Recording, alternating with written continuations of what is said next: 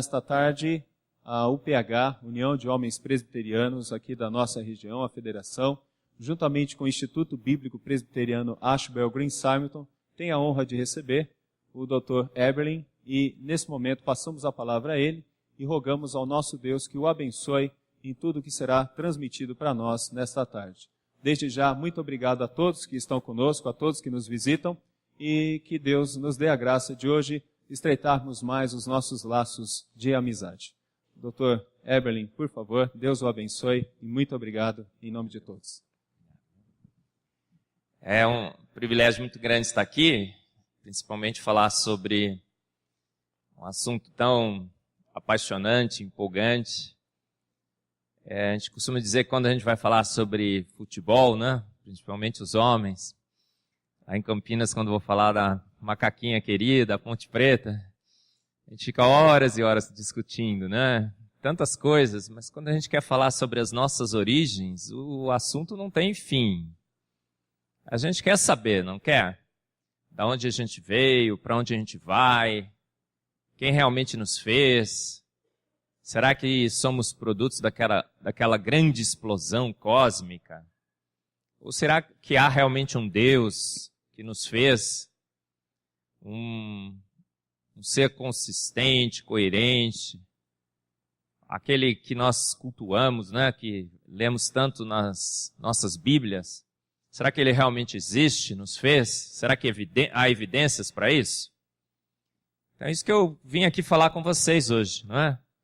Será que as evidências científicas nos falam a favor de uma grande explosão, de uma evolução lenta, gradual e sucessiva, como a gente ouve falar nas nossas escolas, na Isto É, na Veja, na Super Interessante, na TV Record do Naturalismo, que são as Discovery Channel, né? Você abre lá, você vê o Carl Sagan, o Tyson agora falando. Será que eles têm razão?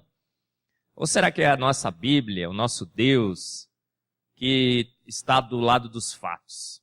Então o título da palestra que eu quero falar com vocês, está escrito aí, olha, falta-me fé para ser ateu, sobram-me evidências de Deus. Aí você vai falar assim, gente, mas fé para ser ateu e evidências de Deus? É exatamente isso que eu gostaria de discutir com vocês. Há uma fé, e uma fé daquele tipo que eu não gosto de ter, a fé no irracional, que baseia toda a racionalidade do ateísmo. E há evidências, sim, absurdas, imensas, a favor da existência de Deus. Então precisa de muito mais fé para ser ateu do que para crer em Deus. Você sabia disso? Então, falta-me fé para ser ateu, sobram-me evidências de Deus. A gente costuma dizer que a gente crê num Deus, eu gosto de dizer, né? Que eu creio num Deus que mata a cobra e mostra o pau, e mostra a cobra morta também, viu, irmãos? Ele faz assim, ó, olha, está aqui. Quando Cristo quis mostrar, deixar bem claro que ele era o Filho de Deus, o Deus encarnado, o que ele fez? Lázaro estava morto, né? Vocês lembram da história? Ele falou assim, nossa, vamos correndo lá, porque quanto mais cedo, melhor, né? Não, ele esperou, não é? 1, 2, 3 dias. Quantos dias? 4. E aí o defunto já cheirava mal. E aí todo mundo, vamos Jesus, vamos. Ele parou para tomar um cafezinho, não foi?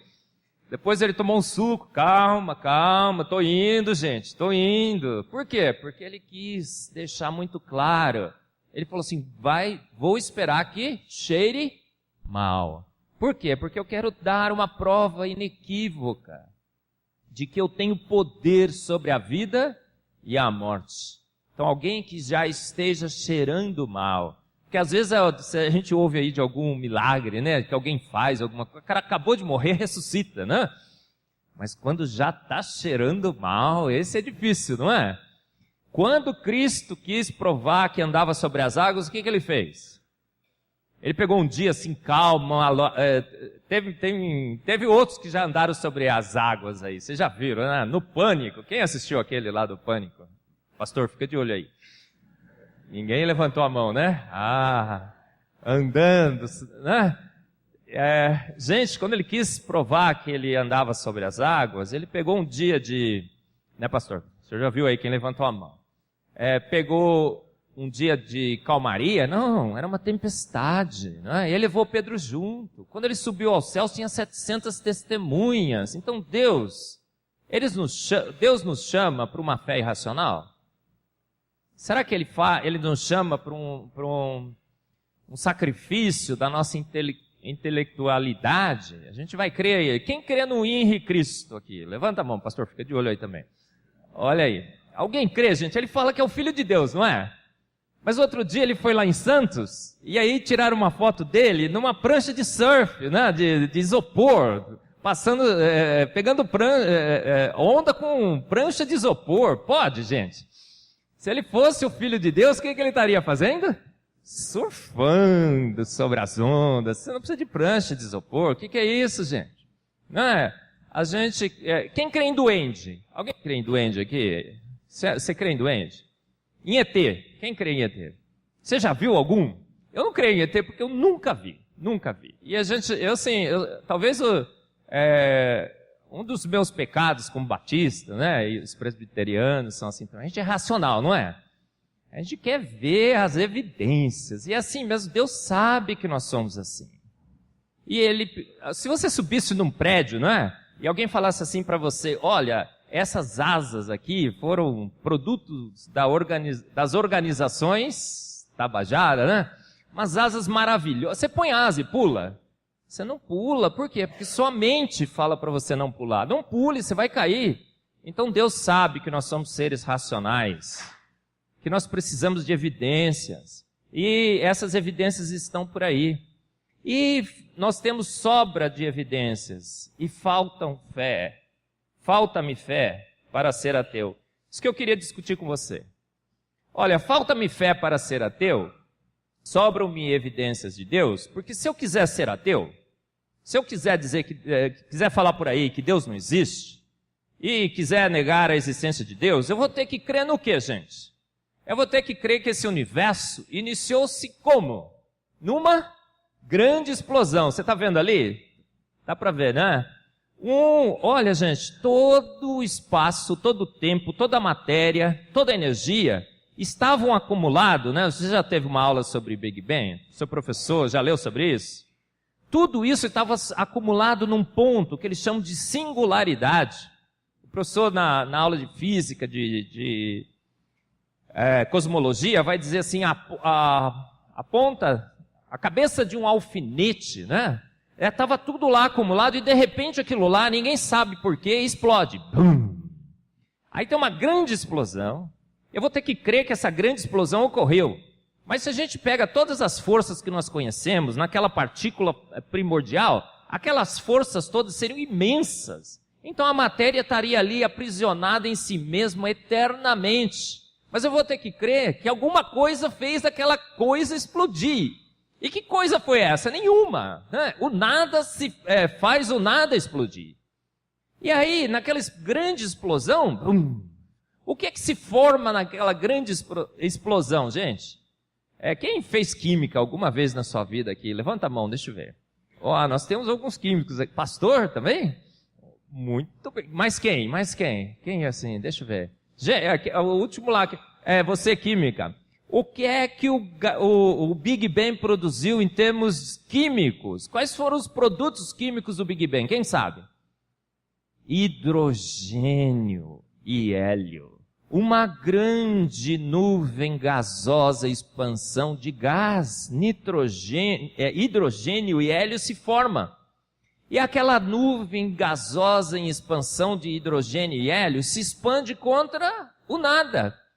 E aquela nuvem gasosa em expansão que está agora se expandindo contra o nada, não teria nada que faria com que essa nuvem mudasse de direção. Então, falta-me fé para ser ateu, porque primeiro eu vou ter que acreditar que a matéria condensada naquela singularidade explodiu, sabe-se lá por quê.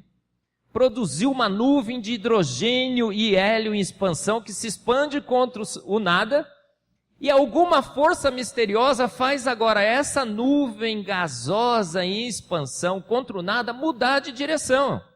E essa nuvem muda de direção, e o que ela faz? Ela se aglomera em grandes estrelas.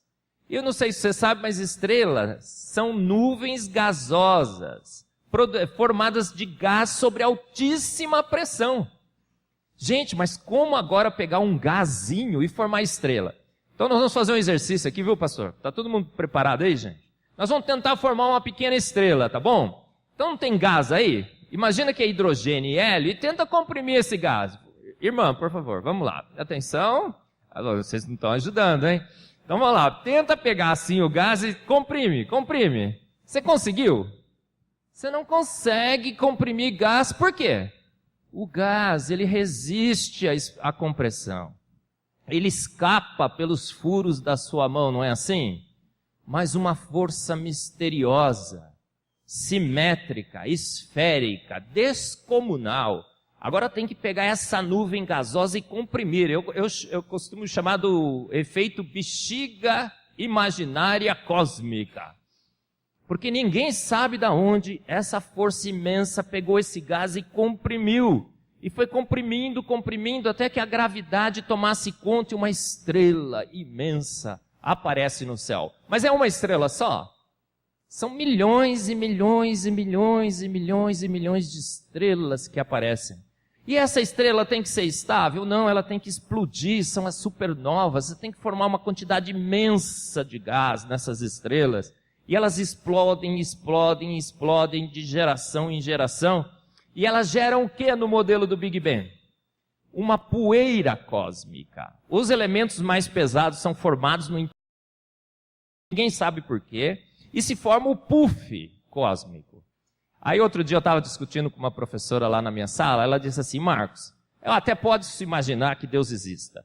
Mas que Deus me fez do barro? Ah, não. Eu, produto do barro? Mas, gente, você tem outra opção? Ou você foi formado do barro terrestre, ou você foi formado do barro cósmico. Porque o modelo do Big Bang, o Dr. Caco lá no Discovery, ele sempre fala isso. A gente é formado do quê? Do puff cósmico das estrelas. Aquele pó cósmico que foi formado das estrelas faz o que agora, gente? Ele começa a se aglomerar em pequenas partículas, em pequenos cristais, em pequenas rochas. E essas rochas têm que formar o quê? Planetas, porque senão você não surge. É um modelo, gente. A gente tinha aquela singularidade, explode, forma um gás. Ninguém sabe como esse gás forma estrelas. Essas estrelas explodem, formam um puff cósmico. As donas de casa sabem o que é puff cósmico. Sabe quando você não passa muito pano nas estantes, assim, né? Não vai acumulando aquele pozinho? É aquilo lá, gente. É o puff cósmico. E aí esse pó cósmico vai ter que se agregar para formar planetas rochosos. E aí o que acontece? Essas pequenas rochas, ao colidirem uma com as outras, segundo o modelo, a energia cinética da colisão funde as duas rochas. O material fundido cola as duas pedrinhas. É o efeito que agora eu costumo chamar de super bonder cósmico. Entendeu? As duas batem, olha só, colam e a rocha pequena vai crescendo. Uma vai batendo, vai colando, aí até que forma-se uma esfera imensa de rocha incandescente, o planeta Terra. E essa rocha esfria, tá vendo? É a história que eu estou contando para vocês. Falta-me fé para ser ateu, senão eu vou ter que crer nessa história. E essa rocha, que é o planeta Terra, por exemplo, ele vai esfriando. Mas aí o planeta Terra não devia ser chamado planeta Terra, não é verdade? Ele devia ser chamado planeta Água. Mas da onde veio a água? Se uma rocha incandescente esfriou, não deveria ter água. Da onde veio a água, gente?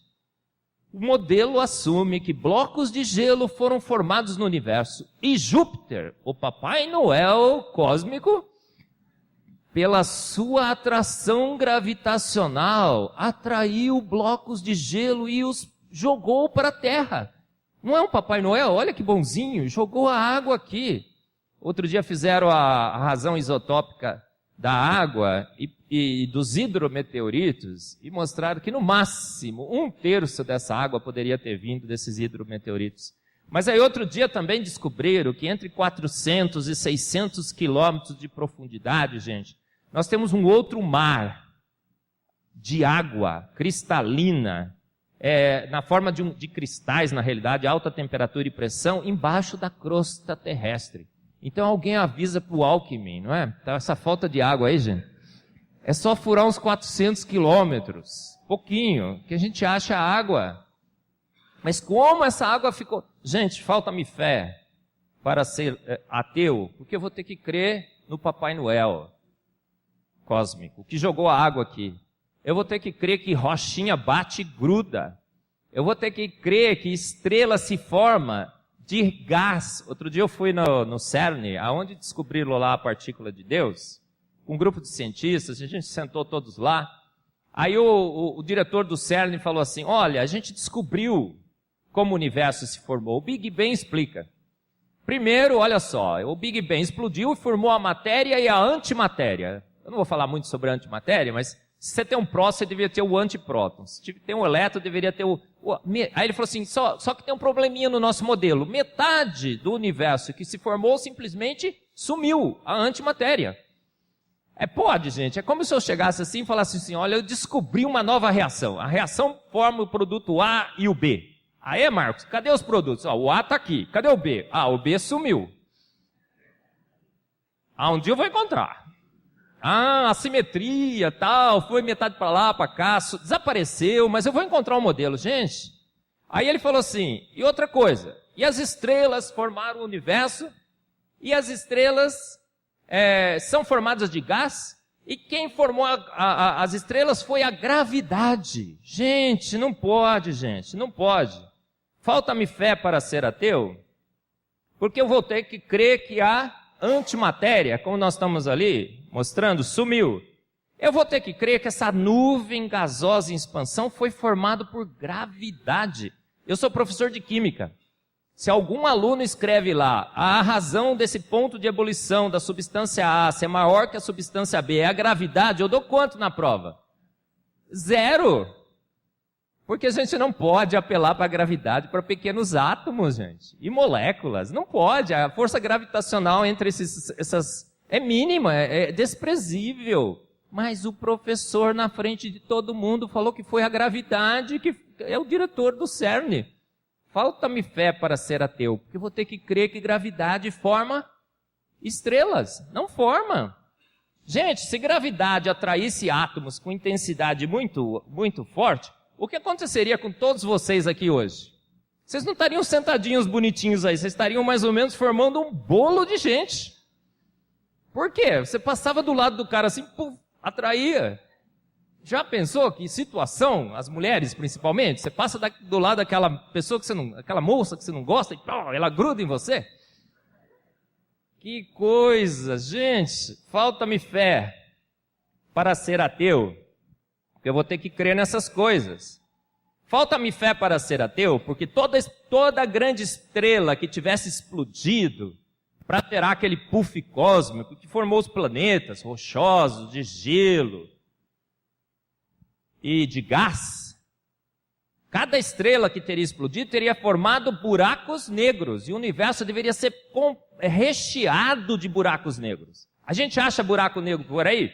Alguém já viu um buraco negro? Levanta a mão. Gente, o dia que você conseguir ver um buraco negro, o que aconteceu? Já foi, você já era, porque ele atrai tudo. Né? Ninguém viu, não existem, os buracos negros não existem, gente. Olha, falta-me fé para ser ateu, porque eu vou ter que crer no Big Bang, tá certo? Mas aí passa uma semana, 2, 3, o que acontece? Cientistas dizem que o Big Bang nunca existiu. E aí eu vou ter que ficar trocando a minha teoria todo dia. Um dia o Big Bang ocorreu, no outro dia o universo é eterno, no outro dia o Big Bang de novo ocorreu. A cada dia, a Bíblia fala isso. Maldito o homem que confia no homem. Por quê? Porque o nosso conhecimento é um vislumbre. A gente sabe muito, muito pouco. E a gente fica criando teorias. E a gente fica dizendo que essas teorias são mais provadas do que a gravidade. Mas passa um dia, passa dois, vem outro com outra teoria. E passa um dia, passa dois, vem outro com outra teoria. Olha, saiu recentemente, gente. Cientistas provam que o universo na realidade é eterno. E a gente não deve fazer isso. Falta-me fé para ser ateu, porque eu não quero crer em teorias de homens que mudam a todo tempo. Inclusive, gente, tem um problema muito sério entre nós. Entre nós. Muitos achando, não é, que o homem, na sua ciência, no seu saber, conseguiu explicar o universo. O que eles fizeram, inclusive? Acham que a ciência está certa. Inclusive, dizem que a ciência do Big Bang, a ciência da evolução, batem com a nossa Bíblia. Pasmem. O Papa Francisco falou isso recentemente, não falou? Só que ele foi muito esperto. Dos três, ele foi o mais esperto. Por quê? Porque ele falou assim, olha, o Big Bang precisa de Deus. Na realidade, exige Deus. Aí alguém me perguntou, por que ele falou isso? Porque assim, tem tanto milagre lá que só Deus para dar conta. Entendeu? Ele foi muito... Mas olha, gente, o William Craig, por exemplo, ele baseia a sua teologia no Big Bang. O Hugh Ross, vocês conhecem, gente, ele diz que inclusive o Gênesis descreve o Big Bang.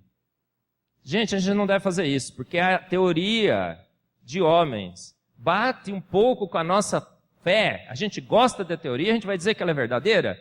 Não, gente, de jeito nenhum, não faça isso.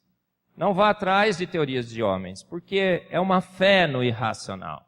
Imaginar que uma grande explosão, uma nuvem gasosa em expansão, hidrogênio e hélio contra o nada poderiam ter criado o universo estruturado como ele existe. De jeito nenhum. Falta-me fé também para ser ateu, porque ateu não existe. Você sabia disso?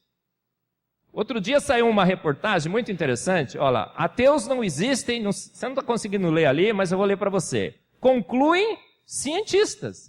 Fizeram uma pesquisa e tudo mais, disseram o quê? Que a gente nasce com a percepção de que Deus existe. Sabendo que uma obra sobrenatural criou o universo e a vida. E a gente vai perdendo essa percepção ao longo dos anos. É exatamente isso, gente. Você já encontrou algum ateu, 100% ateu? Eu nunca encontrei. Olha que eu já vi muitos na minha frente. O que acontece com o ateu na realidade? A Bíblia nos diz que o homem é indesculpável. A gente não tem desculpa alguma.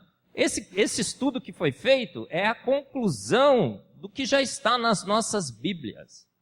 Não existe ninguém que não tenha consciência de Deus. O que acontece na realidade?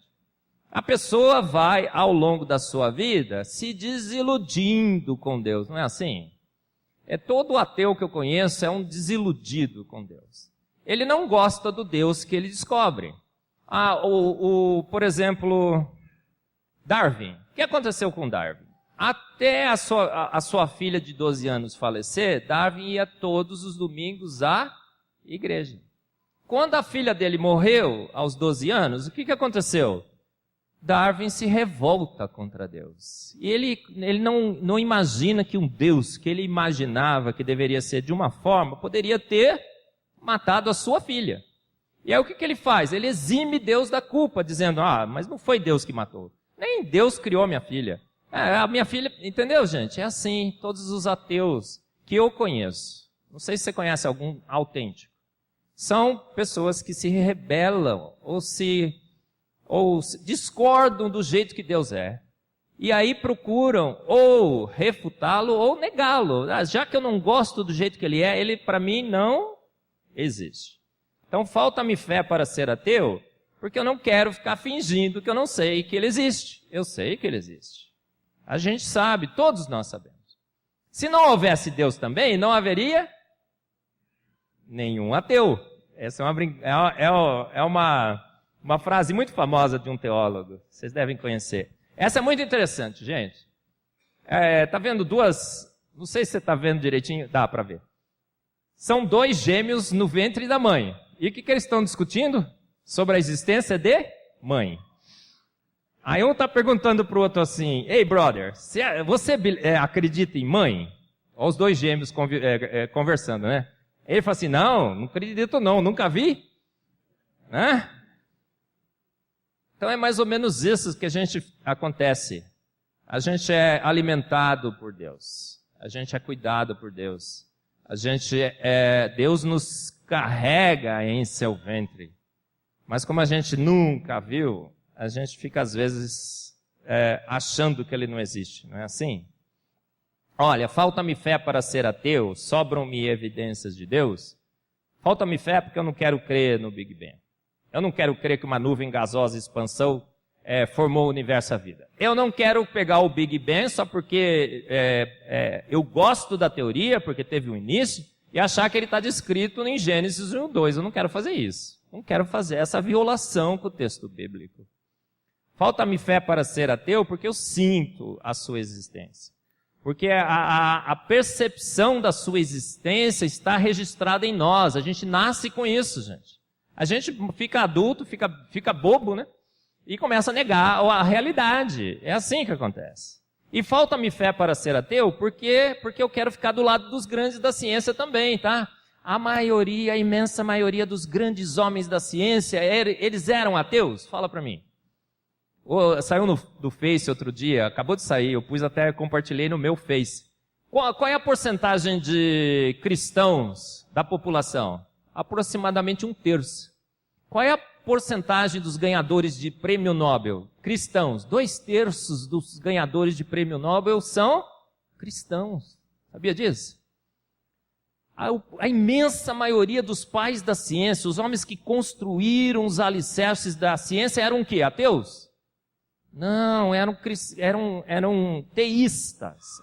Tem diferenças no teísmo deles, tudo bem. Mas olha, Kepler, Boyle, Pascal, Newton, Faraday, Dalton, Pasteur, Maxwell, Mendel, Einstein, Thomson, Schrödinger, Planck. Você conhece os grandes homens da ciência? Eu citei quase todos aí, não citei?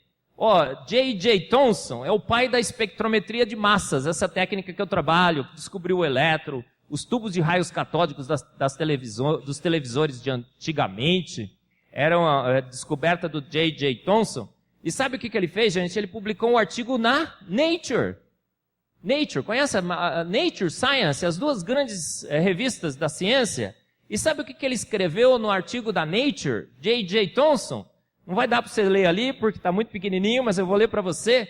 Está escrito em inglês assim, a verdade que é enfatizada em cada avanço da ciência é que great are the works of the Lord. Parece música de negro spiritual, né?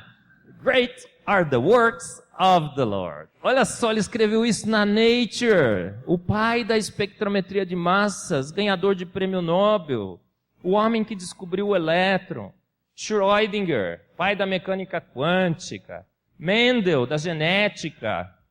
Dalton, Pascal, Boyle, da química.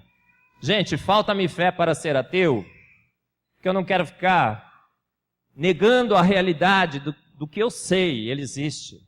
Falta-me fé para ser ateu, porque eu quero ficar do lado dos grandes da ciência. E aí, quem foi o maior cientista brasileiro? Quem sabe? Olha, sem dúvida, é esse homem que eu estou mostrando aí, César Lattes. Ele quase ganhou o prêmio Nobel por 2 vezes. Não tem nenhum brasileiro que ganhou o prêmio Nobel, tá certo? Mas César Lattes quase ganhou por 2 vezes. Não ganhou por política acadêmica. Ele merecia. Ele descobriu o meson pi. Ele foi o primeiro a produzir artificialmente. Existe um sistema de controle dos acadêmicos que é o currículo Lattes. Quem tem o currículo Lattes aqui? Olha aí. É o César Lattes, da Unicamp. A biblioteca da Unicamp é César Lattes. O CNPq foi ele que criou. A Unicamp foi ele que criou. E aí um dia perguntaram numa entrevista no jornal da Unicamp para o César Lattes, que eu guardo lá, tem um link e tudo. Perguntaram para ele, César Lattes, o que você acha do Big Bang, da cosmologia? Ele falou assim, eu não creio em nada dessas bobagens que os cosmólogos falam por aí. Eu creio na Bíblia. Eu creio na Bíblia. Então falta-me fé para ser ateu, porque eu quero ficar do lado dos grandes da ciência. Mas em 1859 a história mudou, não mudou?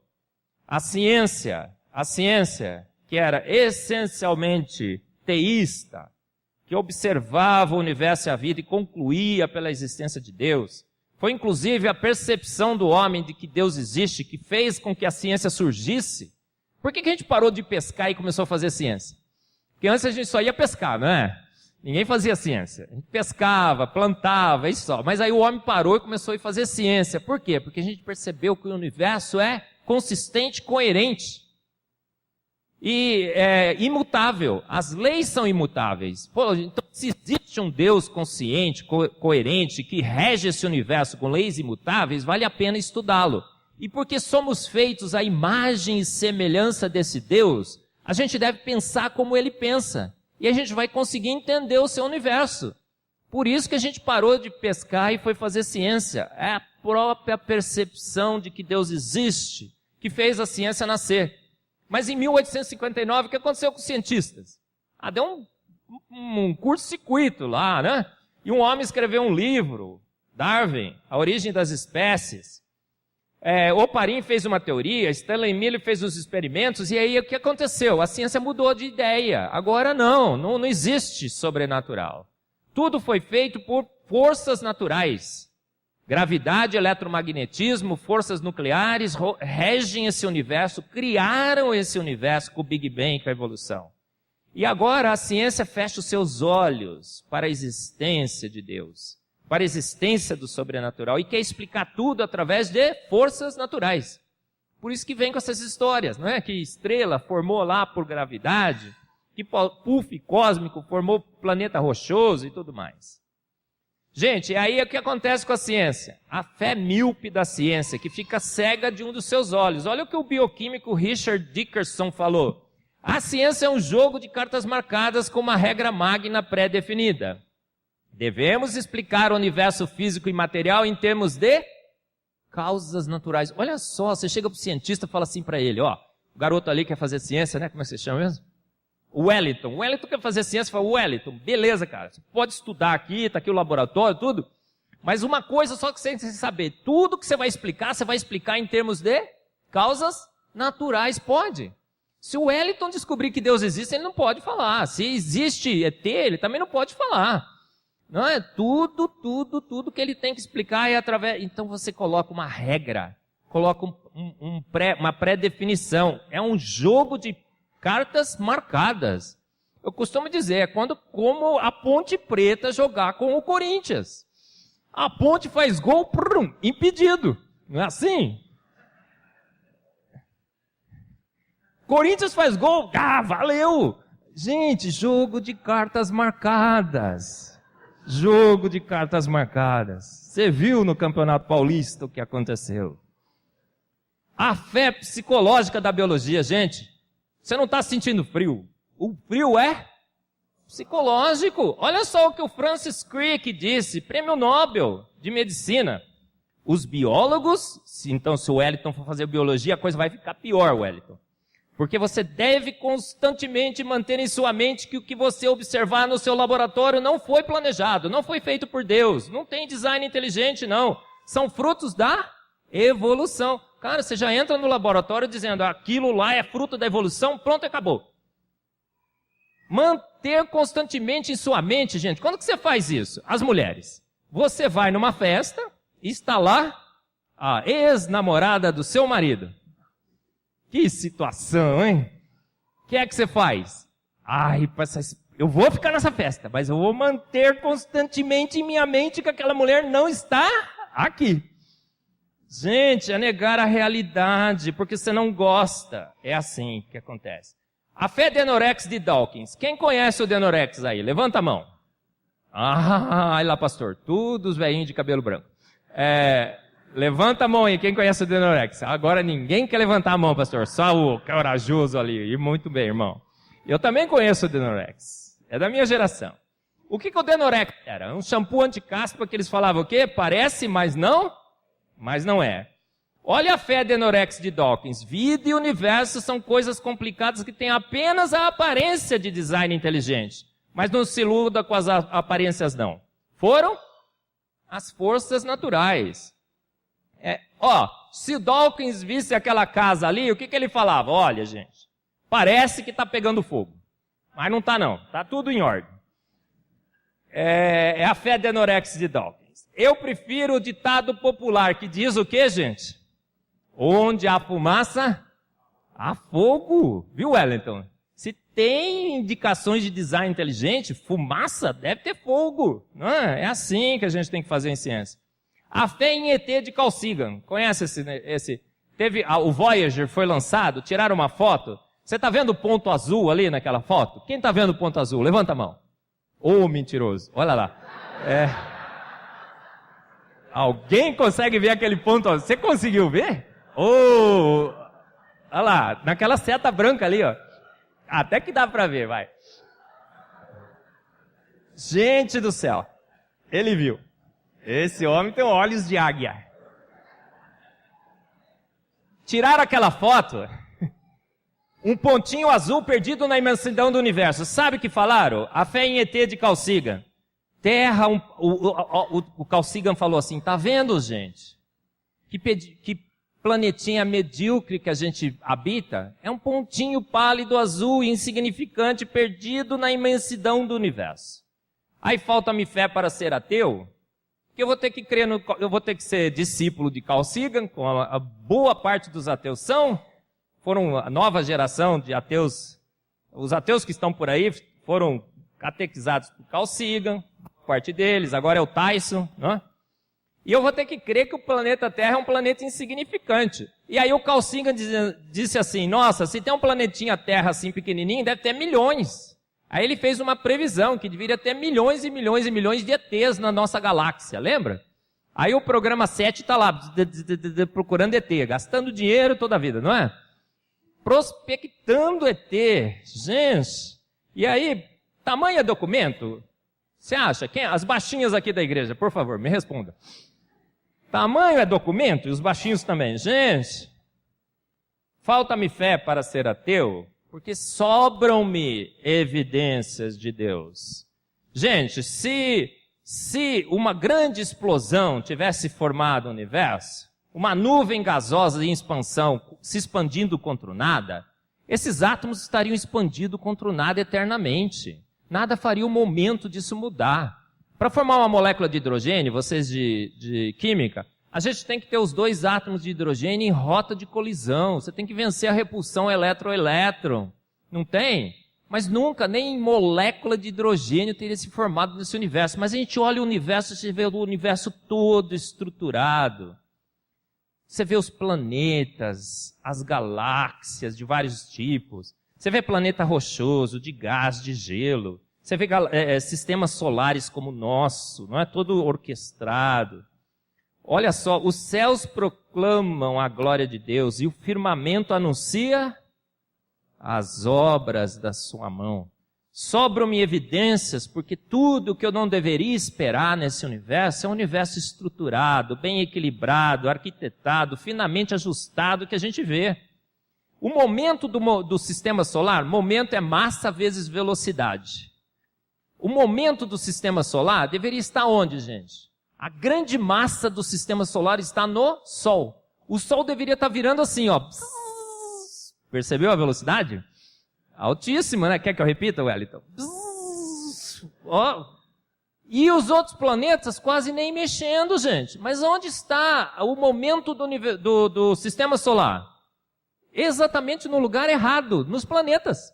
Falta-me fé para ser ateu, porque eu vou ter que falar, nossa, o momento devia estar no Sol, mas por algum motivo está nos planetas. Tem planeta que gira assim, ó, tem outro que gira contrário. Não faz sentido. Não faz sentido uma grande explosão ter criado coisas que giram em sentidos opostos. O momento está no lugar errado. Os planetas de gelo não deveriam ter sido formados naquela região gelada. Eles acham que o planeta de gelo foi formado perto do Sol e depois foi deslocado para lá. Que é isso, gente? Para com isso. Faltou um M ali, viu, gente? Sobram-me evidências. Você sabia que o universo é finamente ajustado? São 26 constantes universais. É a constante gravitacional, é a massa do elétron em repouso, tem várias. Se você mudar uma dessas constantes, uma sequer, o que acontece com o universo que a gente conhece? Ele simplesmente se desaparece, se desintegra. São 26 constantes universais. Tem um versículo na Bíblia que diz assim, os elementos ardendo se desfarão. Eu acho que Deus vai terminar o mundo assim. Constante gravitacional, muda um pouquinho. Acaba. Vai ter outro universo? Não teria universo nenhum. Não teria outro universo. 26 constantes. É como se o universo estivesse equilibrado numa navalha finíssima. É uma coisa absurda. São 40 casas depois da vírgula em cada uma dessas 26 constantes universais que precisam ser calibradas e ajustadas para que o átomo seja estável, para que as moléculas sejam estáveis, para que o núcleo dos átomos, para que toda a tabela periódica se forme, para que o sistema solar gire direitinho. É tudo um ajuste finíssimo. Falta-me fé para ser ateu. Porque eu teria que crer que aquela grande explosão criou um universo extremamente estruturado, com as coisas fora do lugar e com um ajuste finíssimo. A Lua, para que serve a Lua, gente? Você tem uma ideia? A Lua, você sabe que tem... Nós temos uma Lua, né? E o que aconteceria se essa Lua estivesse mais próxima da Terra? Você sabe? Nós teríamos, eu brinco, né? A gente teria uma tsunami todos os dias, gente. Porque a movimentação, a Lua é que causa as marés, né? Ela atrai a água vai seguindo a Lua. E ela causa as marés. Se a Lua estivesse muito próximo, nós teríamos marés fortíssimas. A gente brinca, né? Teria todo dia uma tsunami. Então falou, teu tsunami vem aí, gente. Passou. Vamos para esperar a próxima. E se a Lua estivesse muito afastada, gente? Muito afastada. As marés não ocorreriam, os movimentos as correntes marítimas. E a água estaria estagnada. E água parada é? Dengue. Aí outro dia, num desses blogs por aí, né? O Marcos é pseudocientista, não sei o que mais. E falaram assim, nossa, o professor Marcos Eberlin disse que se não tivesse a Lua, os oceanos estariam infectados totalmente pela dengue. Gente, é uma piada, gente, né? Até as loiras da igreja aqui entenderam, pastor, olha. Entenderam? E eles não entenderam. Água parada não tem vida, gente. Morre tudo, tá? A dengue é uma brincadeira, tá? Para as loiras também é uma brincadeira. Outro dia me ligaram e falaram assim, Marcos, estou passando sua palestra aqui, mas está uma briga aqui na sala. Estão querendo te pegar. Por quê? Porque você faz essas piadas de loira aí. E aonde você está passando essa... Era um curso de farmácia em Santa Catarina.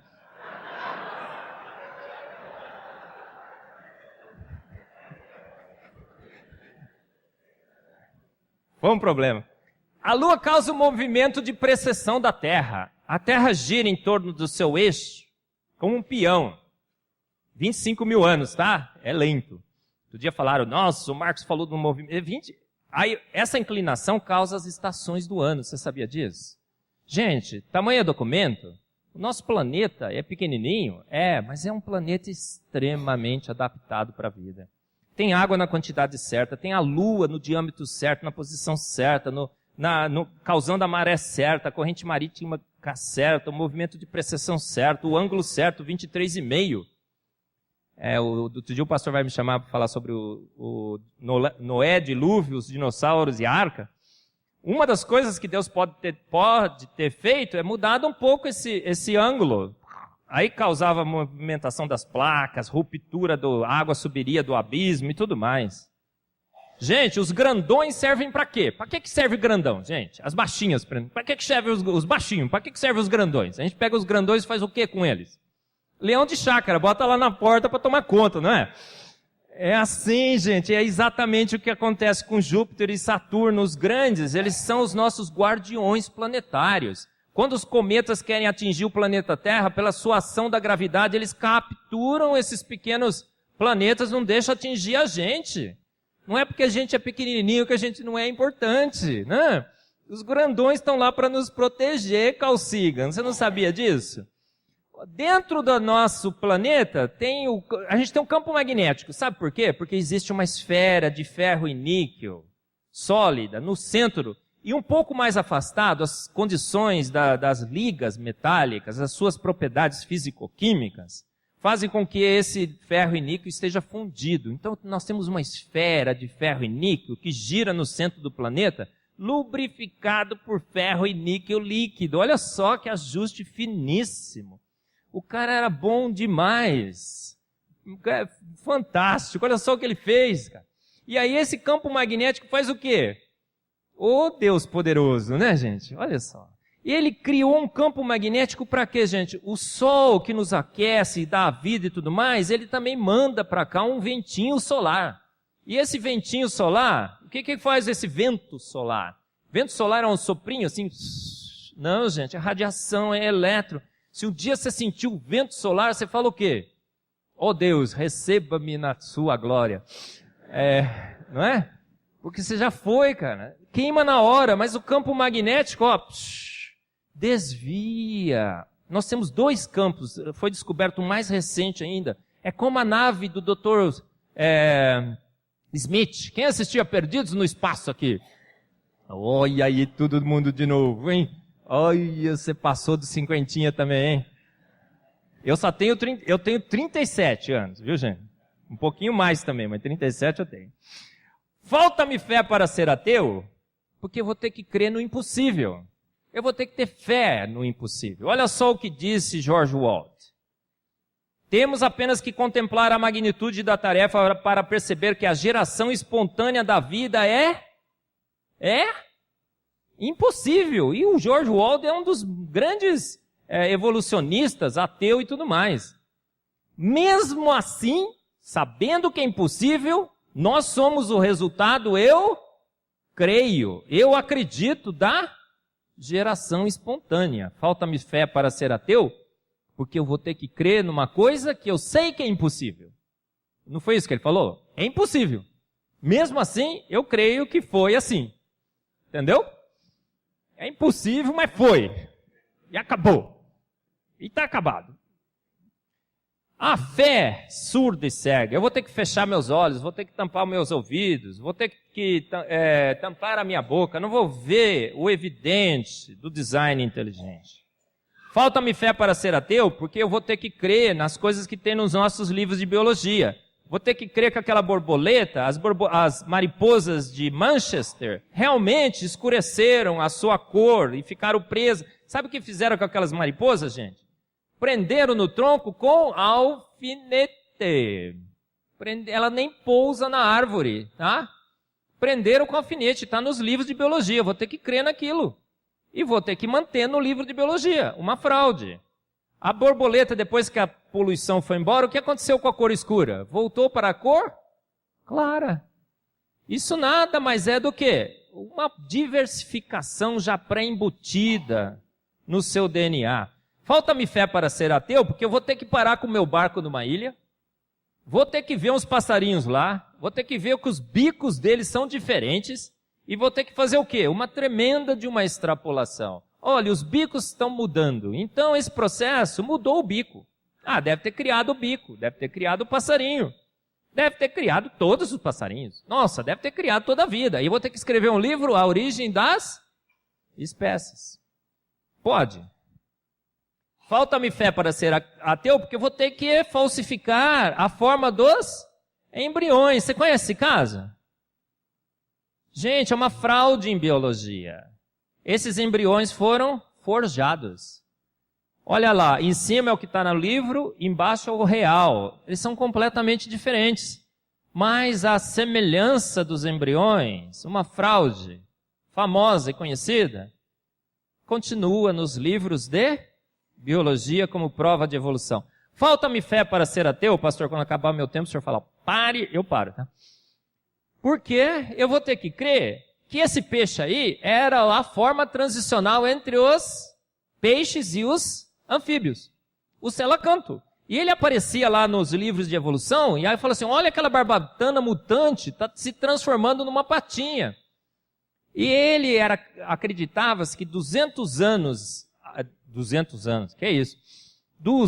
milhões de anos atrás, ele já teria sido extinto. Seria a forma transicional entre os peixes e os anfíbios. Porque você sabe, né? A evolução diz que a explosão ocorreu, o planeta esfriou, Júpiter mandou o gelo, a água, naquela sopa primordial surgiu a primeira forma de vida, que se transformou num peixinho.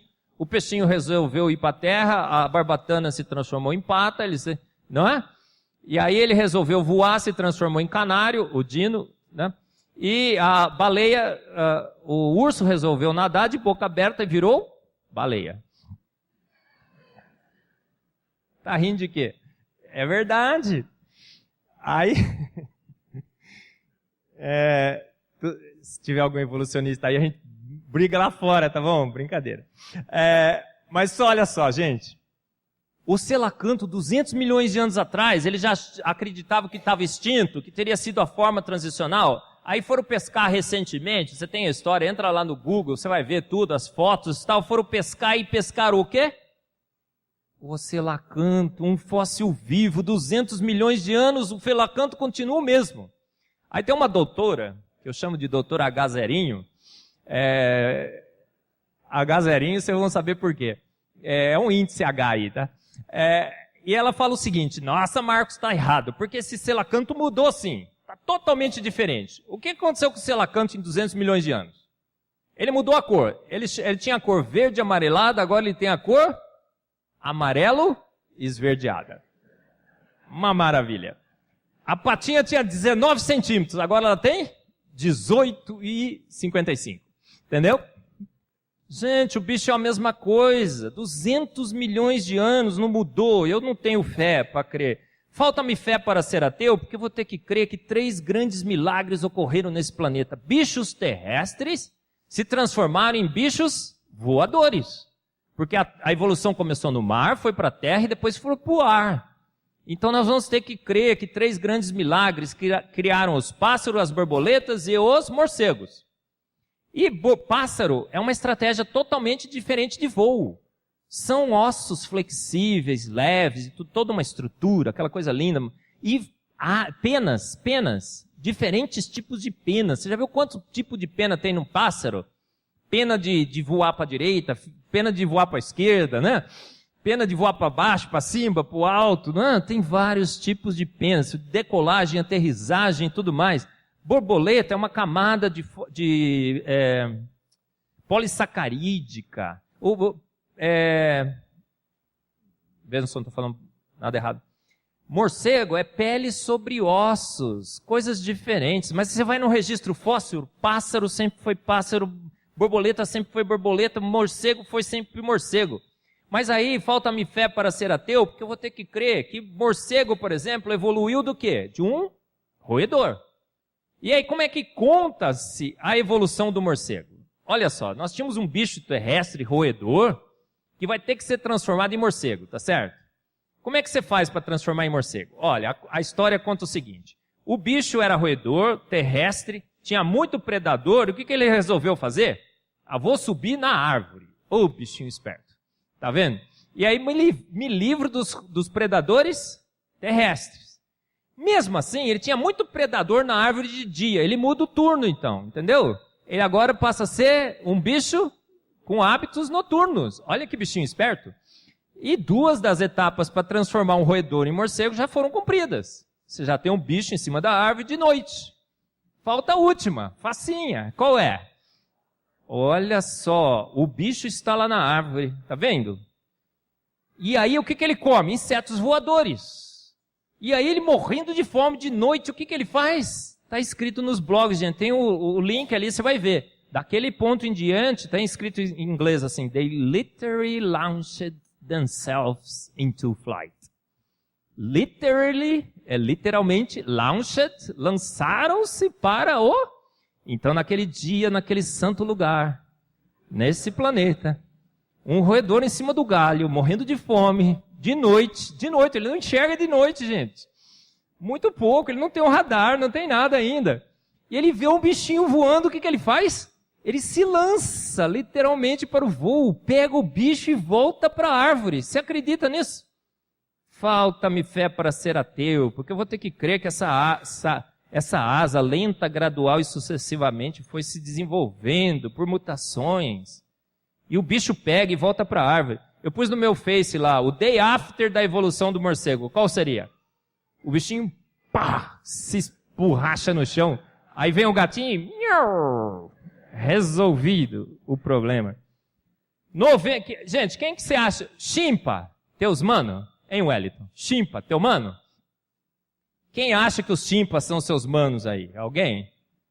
Gente, o pessoal não fala. Esse não é o maior ícone da evolução? Que a gente evoluiu dos macacos?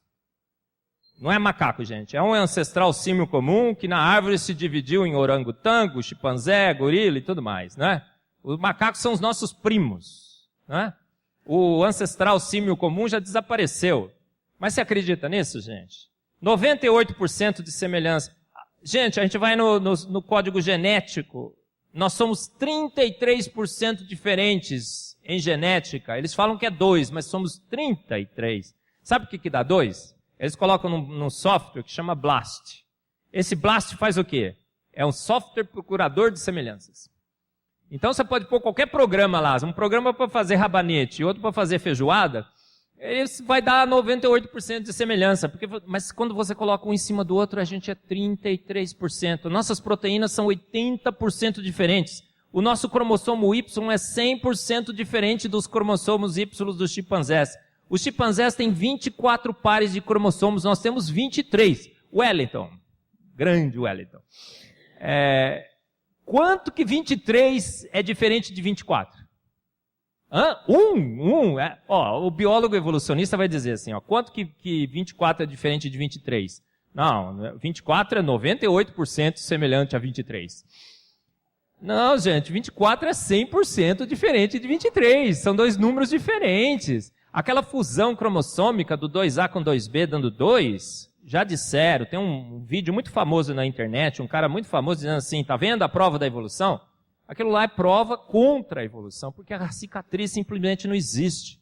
Dados recentes mostram que aquela cicatriz não é uma cicatriz, ela se acha, aquela sequência se encontra em vários pontos do cromossomo, ela seria curta demais e tudo mais, 24 é 100% diferente de 23. Falta-me fé para ser ateu, porque eu vou ter que crer na receita incompleta de Richard Dawkins. Ele apareceu outro dia, do Stephen Hawking. Ele apareceu outro dia no Discovery falando assim, eu sei a receita do universo. Energia, matéria e espaço. Mas Hawking, você esqueceu o principal. O principal componente da vida, o fermento da vida, a farinha da vida é a informação. Matéria se transforma em energia, energia se transforma em matéria. Mas a vida é baseada em quê, gente? Em informação. Nós somos feitos de uma informação absurda. Dentro de nós tem uma molécula que chama DNA. Tá vendo ali, informação? Tem matéria, tem energia? Tem, mas as nossas células são formadas principalmente devido à informação que está registrada no DNA. E é uma informação espetacular, gente. É um código genético. Lembra da Aguinaldo Timóteo Gal Costa? A GTC são bases nitrogenadas, é uma informação extremamente sofisticada. Homo quiral, nós temos moléculas só de uma quiralidade. Vida igual a vida, vida igual a matéria, mais energia, mais informação. Mas a informação a gente sabe que só pode vir de uma mente inteligente. Então faça a combinação das equações, vida igual a mente inteligente. Nós temos estruturas e máquinas e motores moleculares. Você acha que você é formado de 80% de água, a sua matéria seca é formada de 80% de proteína? Você é um monte de moléculas? Gente, você é a maior maravilha de nanotecnologia desse universo. Você sabia? As melhores máquinas e os melhores motores que existem nesse planeta estão dentro de você. Você ouviu o motor da Ferrari, você fala, nossa, uau, o motor da Ferrari em relação aos motores que rodam dentro de você não é nada. A ATP sintase, a maior máquina de produção de energia, está dentro da gente. O flagelo bacteriano, os ribossomos, eles fazem proteínas com 20 ligações peptídicas por segundo. A eficiência deles é de 5 noves. Eles só erram uma ligação em 10 bilhões. É frenético, são duas mãozinhas fazendo proteínas. Tem robôs moleculares. Você está vendo ali aquela quinesina? Você está sentadão aí, mas tem robôs moleculares andando dentro de você, distribuindo os nutrientes. E eles têm umas perninhas cruzadas assim, e eles vão andando assim, dizendo assim, ó, eu vou levar nutriente, é assim, fica quieto, você vai escutar. Olha, tá escutando aí? São milhões e milhões de robôs. Lembra dos Jetsons? Aquilo lá você já viu alguma vez? Dentro de você, é uma cidade automatizada, robôs moleculares, máquinas moleculares, jatos moleculares, foguetes moleculares. Foguetes acho que não tem. Dentro de cada um de nós somos o maior conjunto. Nós somos homoquirais. As nossas moléculas são extremas. Compra no Aldrich, viu, Wellington? Vai lá na Sigma Aldrich e pede uma molécula homoquiral. É caríssima. E nós somos feitos de moléculas homoquirais. 100% homoquirais. Você vale ouro. Só de moléculas homoquirais. Olha os motores aí, eu vou passar bem rápido. Olha o robozinho. Gente, então, vida é coisa de amador? Será que daquela sopa primordial surgiu o Lucas e veio essas coisas maravilhosas? Tá vendo aquela coisa linda, maravilhosa, mas fantástica, aquela menina linda, parecidíssima com o pai, que por acaso sou eu? Gente, é impossível. É impossível. Vida é coisa de profissional. Sobram-me evidências de Deus? Eis que eu te desenhei nas palmas das minhas mãos. Tudo isso existe porque ele desenhou antes. Ele planejou. Ele fez o projeto das máquinas, de tudo mais. Vida é coisa de amador ou coisa de profissional? Carroça ou Ferrari? Vida é coisa de profissional. Olha meus dois filhos aí, ó. Vida é coisa de profissional. Só vou terminar com essa, pastor, que acabou meu tempo agora, né? Olha só.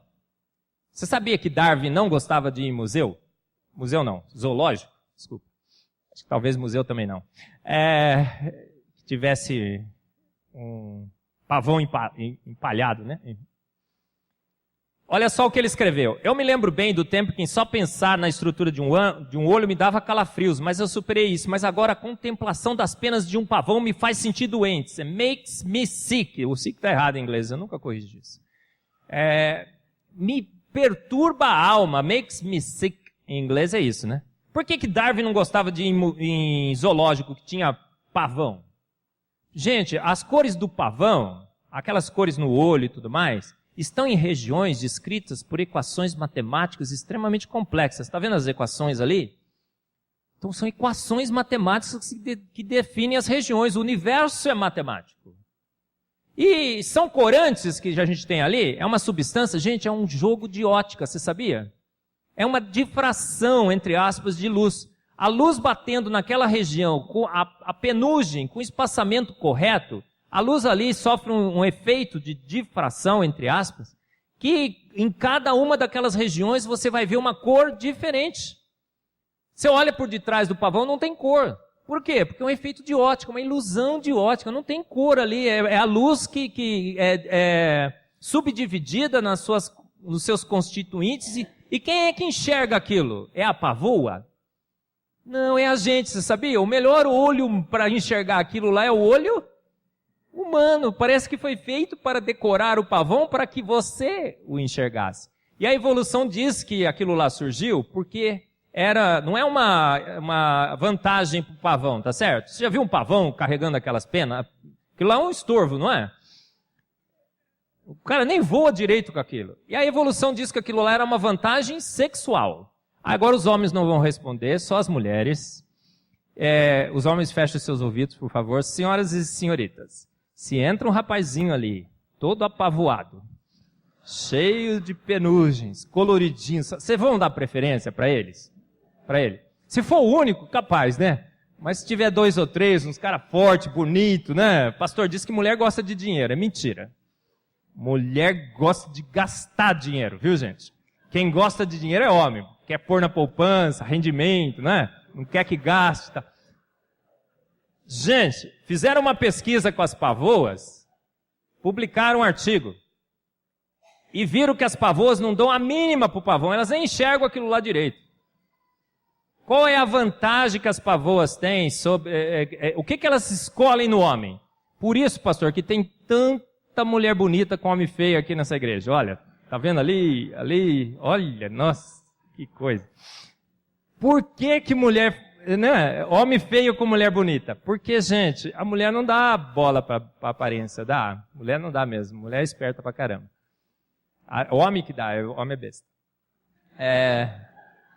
O que é que mulher dá? Qual é a característica que as mulheres, as pavoas, no artigo diz assim, sabe o que elas preferiram no pavão?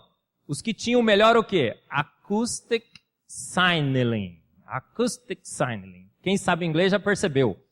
Quem é o pavão que levou a vantagem? O pavão que tinha a melhor cantada. Melhor cantada. Por isso que tanto homem feio como mulher bonita. Mulher, você ganha no papo, gente. Não é assim?